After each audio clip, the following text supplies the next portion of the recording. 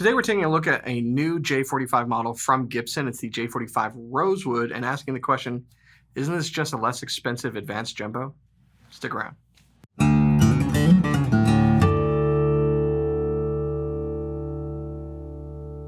Hey, you're watching Alamo Music TV. My name's Chris McKee. I'm Cooper Greenberg. We're here with Alamo Music in San Antonio, Texas. You can find us online at alamomusic.com. If you are new to the channel, make sure you subscribe, turn on notifications, like our videos. If you want to support the channel, visit our spring store link below for custom swag and check out our podcast, the Fretboard Confessional, wherever you get your podcasts. If we change our tempo off and on at the beginning, does it really mess with Josh when he goes to edit these videos? It's very rubato. Rubato. So, new model from Gibson, Montana, which is where they build their acoustic guitars. This is the J-45 Rosewood in Rosewood Burst, the Ro-Ro, if you will. We had it mislabeled in our system as the Robo, which was pretty cool. Yeah, Rosewood Bozewood. This is Bozeman Bozewood. That's what it is. That's right. Our good friends up in Musicville know all about the Bozewood. You know what I'm talking about? Oh, yeah. So the question is a Rosewood J-45 really a J-45? Because really, that was what separated the J-45 from an Advanced Jumbo back in the day, if you know what I'm talking about. So when it first came out in the 30s, all you cats that were around back then buying your guitars for $45, I know there's a few of you that watch this channel. We hate you. Just kidding. So it would have been, you had your J-35, then you had your J-45, and then you had an Advanced Jumbo, which basically switched it to Rosewood. There's been a few iterations of that over the years. Some of them had Addy tops. Some of them had Sitka tops. They were really, the difference was Rosewood back and sides. Yeah. So it seems like what Gibson has seen fit in a really a release of a bunch of Rosewood guitars is to give us a lower price Advanced Jumbo in the J-45. Yeah, so as you know, Gibson original collection. This is modern collection. We don't have a J-45 standard to compare right now. We got the original 50s. It's close enough. I mean, literally the only difference is the neck profile and the tuners and the logo. Pickguard. And the pickguard. But within this standard, so the J-45 standard Rosewood, there's also a studio model, and you've also got the same with SJ200s and Hummingbirds and other things that are typically non-Rosewood. But modern collection, I guess everybody wants Rosewood, and it's a mahogany thing. Come on, so I do think, maybe calling an AJ or something like that, but let me ask you this, because we were talking about it a little bit earlier. Advanced Jumbo, in its last iteration, was it this same kind of setup, or did it have different aesthetics along with it? It had slightly different. It's kind of like the Southern Jumbo thing, right? Which the difference between a Southern Jumbo and a J-45 is neck profile, inlays, tuners, pretty much, that's it. The structure of the guitar is the same. The tone woods are the same.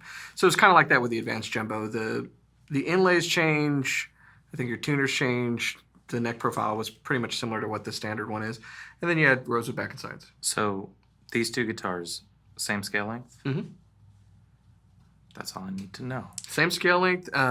Between these two, your big differences are the same thing that would separate that from a standard J-45. You've got your tuning buttons, your logo's different, the neck profile's a little chunkier on that, and then you've got that older, larger pickguard design.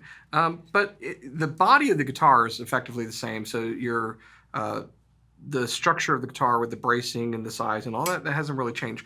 The back and sides change. And what's interesting about this, switching to Rosewood, is Gibson historically and definitely lately does a lot with mahogany and with maple, mostly mahogany. Yeah. I would say they offer more mahogany guitars than Taylor does, than Martin does, than just about most guitar manufacturers do, just in different iterations. You've got and maple, really. Yeah. The SJ200. The only other company that works with as much maple is Taylor. And so those tend to be their kind of go-to tone woods. If you look at an LJ or an LOO or J-45, a Hummingbird, it's all mahogany. Yeah.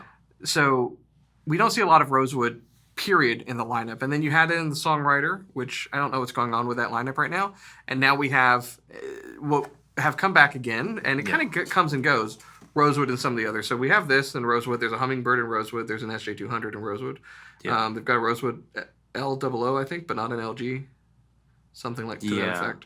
Yeah, it's definitely a few models, and there's been other things like wasn't the Deluxe J45 Deluxe Rosewood? Like these things come and go. It's just like the electrics, studios in and out, different price range and stuff. Right.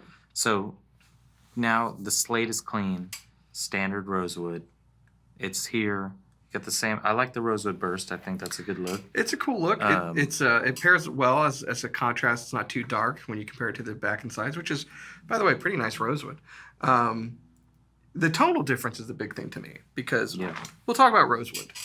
You've been on a mahogany kick lately. I'm on the hog kick, but Rosewood is the dream singer-songwriter combo. For a solo artist, even though I prefer mahogany myself, I understand. And I can hear it, like you're leaving the valley for your voice in the mid-range. You know what I'm saying? But I also think, one, we talk about a lot, guitar players and guitar buyers often perceive Rosewood as a higher-end option. Yeah. And I think, when Gibson was doing maple and mahogany guitars, Gibson was doing whatever they wanted to do. I think the demand is there and probably higher than ever for Rosewood guitars, and these are the shapes and the name on the headstock and historical guitars that everybody wants. So, SJ with Rosewood, it's a great combo for that guitar. I think J45, it would be cool if there was an Advanced Jumbo in the lineup, outside of Custom Shop, but I do think there's a lot of people that would view that as a more premium guitar than this one. Potentially. It's got a vastly different tonal profile. So I'm going to compare them. I don't want to color your opinion, so to speak. So take a listen, and then we'll talk about it on the other side.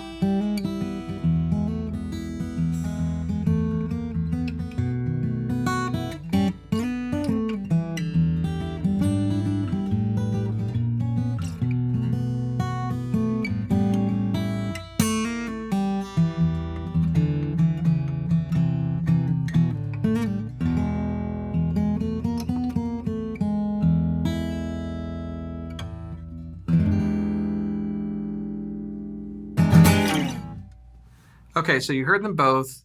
Hopefully, you've formed your opinion of what you heard.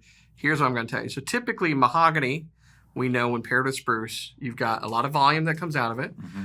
It's a nice, warm, punchy mid range. Your bass and your treble are kind of down. It's a bell like curve to the tonal profile. And a lot of guys, particularly who like flat picking or who play in a group and they really want their guitar to project, kind of cut through, choose mahogany. Historically, Gibson, particularly a J-45, kind of has this lo-fi sound. You have a really thick sounding guitar where maybe on the low end it's kind of rolled off, almost muted in a way, in a good way. And it gives you this instantly vintage appeal, kind of a sound that you recognize from old recordings and stuff. Yeah. Rosewood is basically the opposite of mahogany. It's what Cooper said. You know, it gives you this valley to play in. So you've got peaked mids or scooped mids, peaked bass, peaked treble. So you've got this nice high end zing. You've got this rich low end. You've got overtones. A singer-songwriter is usually what it appeals to because, yeah, your voice fills it out, but also it's a richer sounding guitar when you're by yourself. It's kind of like has natural chorus, natural reverb kind of thing going on to it. So you can strum a chord and you can have this space, you know, to kind of accompany you if you're singing. That's the benefits of Rosewood. And what I find on a Gibson is you still have those characteristic Gibson traits, but this there's definitely a bump in brightness on this guitar. And the low end's really nice and kind of punchy because there's brightness in the bass, so to speak. Yeah. So it's definitely a different flavor of J-45. Different flavor, I think, across the board. I mean, you take your Hummingbird, same kind of thing. That's another dread. You know, it's nice to have the option.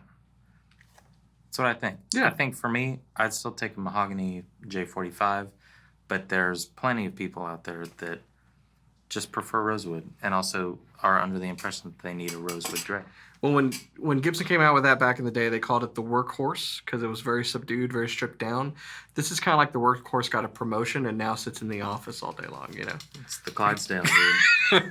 Hauling beer around for the big game, you know what I'm saying? I do like the gold on this. That's an interesting choice that they've made versus the chrome that would be on the normal standard. Yeah. And I think, to your point, maybe that speaks to a kind of a higher end aesthetic. And I think it pairs well with the tones of the Rosewood Burst and the Rosewood. So all in all, it's a really great guitar. Of course, these are both made in the USA, nitro finished, classic Gibson. Hard shell case. Yeah. As of right now, I mean, who knows? You know. Same LR backs pickup in both of these. Is that an Element in these? It's I think Element Little VTC? VTC. Love VTC. So it's like a single Aberring bound sound, dude. It gets you where you need to go. All day long. So great guitars. It really just comes down to preference. Which one would you pick? So love to hear from you guys in the comments. First of all, do you like that they've offered it in this way? I think doing it, Gibson is definitely leaning on a nomenclature of J-45 that is more well known and loved versus Advanced Jumbo. Certainly shorter and rolls off the tongue easier.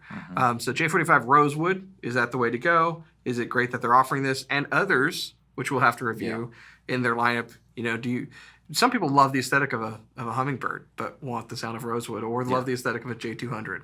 Or some people have, you know, want to start a collection, but they love their Hummingbird or J45 so much, but they want a different flavor, and they've always wondered, what's the closest thing that I can get? Well, now you can keep the same guitar, just change the woods. Add to the collection. What a problem to have. Yeah. So let us know in the comments below what you think. If you're interested in either of these guitars, you can check them out on our website. alamomusic.com. You'll go on there, you'll look at all the Gibsons that are gorgeous that just came in, because it's not just acoustics, new electrics, all kinds of cool stuff, new product for 2024, and then it'll say, it won't say buy button, it'll just say call us. You can't purchase this online. Yeah, but that it doesn't mean you can't purchase it. It means that we got it, and we would actually just love to talk to you, to sell it to you. It means we're trying to be more personable with our Gibson sales. You know, Absolutely. we really want to make sure these find a good home. We want to make sure it's the right one for you. Yeah. So call the number or message us on there, or, you know, email us, text us, whatever you want, and we have them. We can get them to you. Absolutely. And if you're new to our channel, you found your way here because you've been searching for a Gibson or something, we're glad that you're here. And we want you to stick around. So what are you going to do, Cooper? You don't want to subscribe. And then all the other stuff, the like and the comment and the share, but subscribe, faux show. Awesome. Thanks so much for watching. We'll see you next time.